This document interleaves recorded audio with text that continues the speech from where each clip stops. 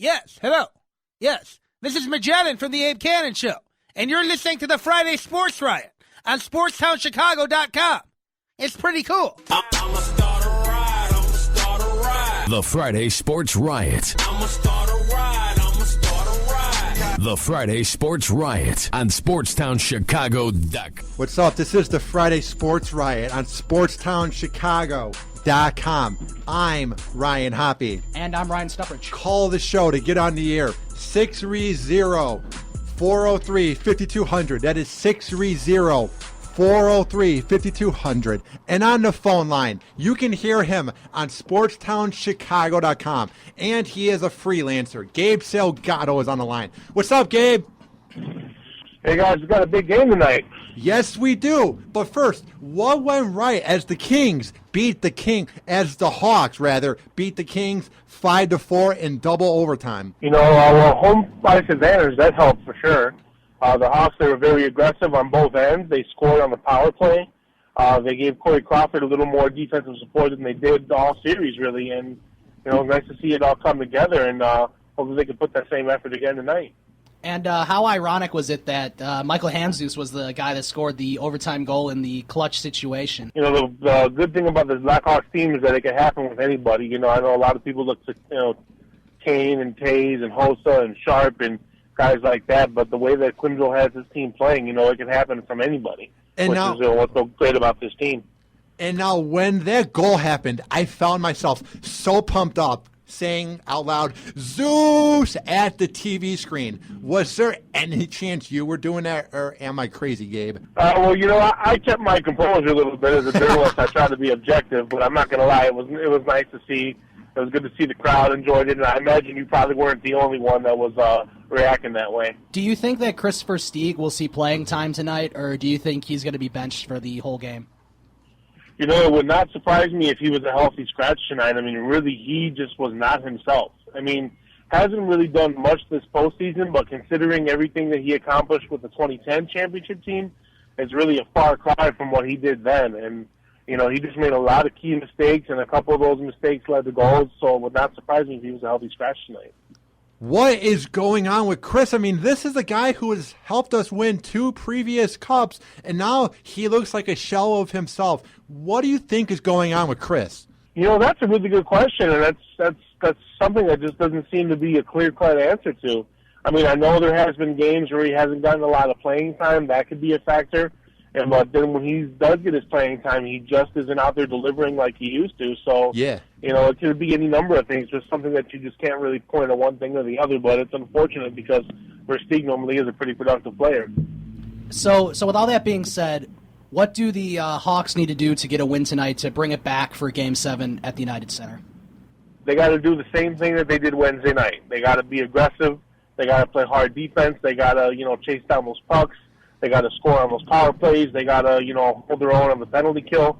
And, you know, they got to, you know, give Crawford better defensive support. You know, they got some of that in the last game. So if they can put all those things together for one more night and find a way to keep the Kings' offense at bay, you know, we're looking at a Game 7 Sunday night. And now when they give up those 3 goals in a row, what is the first thing that comes in your mind, Gabe? First thing that comes in my mind is just they're kind of out of position on defense. I know it's so easy to point the finger at Crawford, but when there's no defenders in front of him trying to deflect and block shots and, you know, try to disrupt the offensive rhythm of the Kings, you know, you can only do so much on your own. So it's not entirely Crawford's fault. And that's kind of what's been the backbreaker for this team in this series. And now, Gabe, I want to get your take on this. Coach Q had a few bad calls in that Game 5. What were your take on those bad calls by Coach Quinville? You know, he doesn't make bad calls very often. You know, I mean, as a coach, they're going to happen. But, you know, Quinville's usually a pretty consistent guy, so that's slightly out of character for him. But, you know, like I said, it happens with every coach. And, you know, there's going to be days where they just don't go your way, and that was just one of those days. And whoever comes out of the West, do you think that they could beat the New York Rangers, who just clinched their first Stanley Cup berth since 1994? You know, the New York Rangers, they've been a tough team all season. And you take a look at the teams that they've beaten to win the conference championship.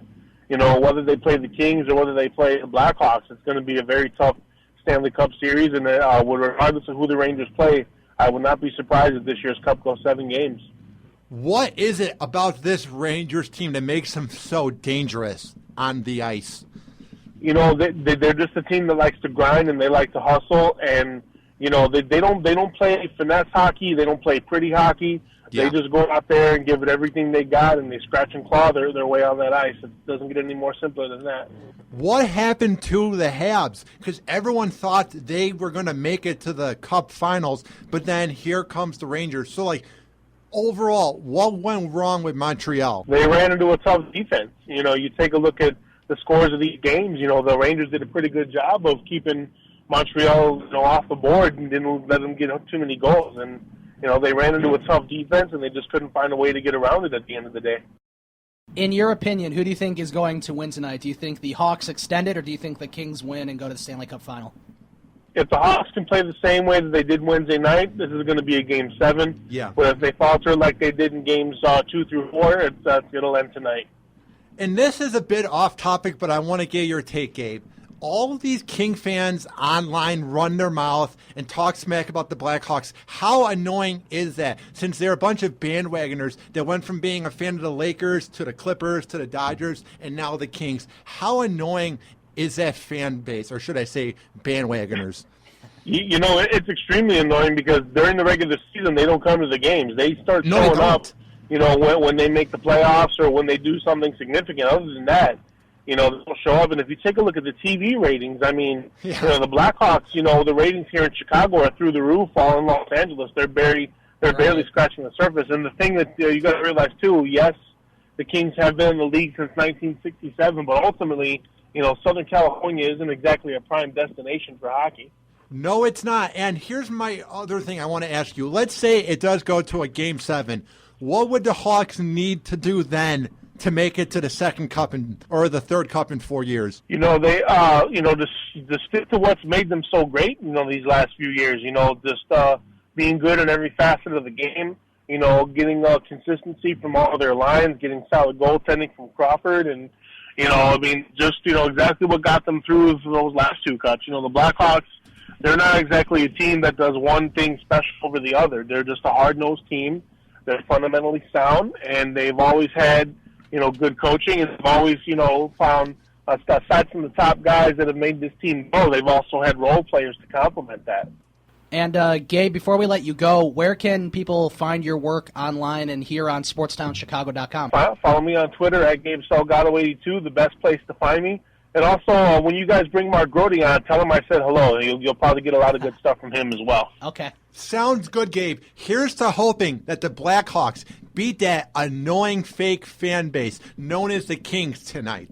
You know, I really hope they do. You know, it all depends on, you know, how they perform once they get out there on the ice, and yeah, you know, if they can bring that aggression that they did Wednesday night. It's all going to come down to that. Well, Gabe, have a good weekend, my man, and thanks for coming on to Friday Sports Riot here only on sportstownchicago.com. Thanks, Gabe. All right, thanks, guys, for having me. Have a Thank good you. weekend. And that was Gabe Salgado. You can catch him on Twitter. He is a great follow. He is at Gabe Salgado82. Yes. You can hear him on Fahey and Shavari between 10 a.m. to 2 p.m. on Thursdays, and on the Sport Renegade Show with my guy Ryan Risky between 8 to 10 p.m. on sportstownchicago.com. What was your take, Ryan, on some of the things that Gabe Salgado said? I agree with him where I think the Hawks need to play the same way they played in Game 5. It'll be a little tougher because they're on the road now. Oh, yeah. So, obviously, you know, everything's not going to go perfectly where, like, if you're home, things go a little more smoothly. But I think the Hawks can definitely win this game. They just have to play aggressive. They just have to keep fighting, because that's what they've done. You know, ever since they gotten this team together, they've been able to fight, and they've been able to win 3 straight in the playoffs. They did it last year against Detroit in the second round. So, you know, I think it's not going to be as, you know, impossible as some people think. Coming up, the Friday Sports Riot. Who is coming up at 4:40? At 4:40, we have Jake Brown, who is from ESPN The Weekend and ESPN Radio, and he is coming on to talk about the NBA playoffs as the Spurs and the Thunder are going down to the wire, and the Heat have a chance to close out and go to their 4th straight final. All right, we will be right back on the Friday Sports Riot. Up next is Jake Brown from ESPN The Weekend up in New York on ESPN Radio. Do you want to get on the show and comment on everything that Gabe Salgado said and on our interview with Andrew Bellison, who is the PA announcer for the Cubs? Call us right now.